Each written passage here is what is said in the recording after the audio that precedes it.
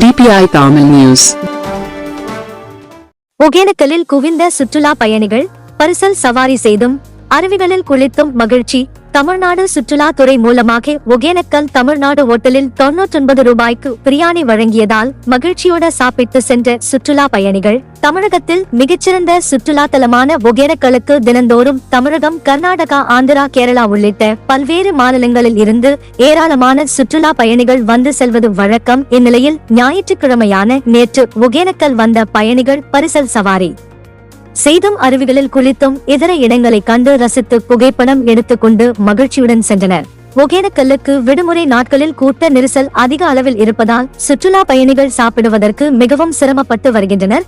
இதனை அறிந்த தமிழ்நாடு சுற்றுலாத்துறை ஒகேனக்கலில் செயல்பட்டு வரும் தமிழ்நாடு ஓட்டல் மூலமாக சுற்றுலா பயணிகளுக்கு 99 ரூபாய்க்கு பிரியாணி வழங்கப்பட்டது.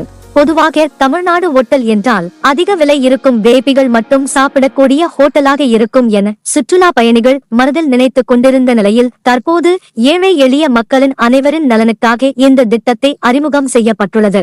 இத்திட்டமானது சுற்றுலா பயணிகள் மத்தியில் பெரும் வரவேற்பை ஏற்படுத்தியுள்ளது என எதிர்பார்க்கப்படுகிறது.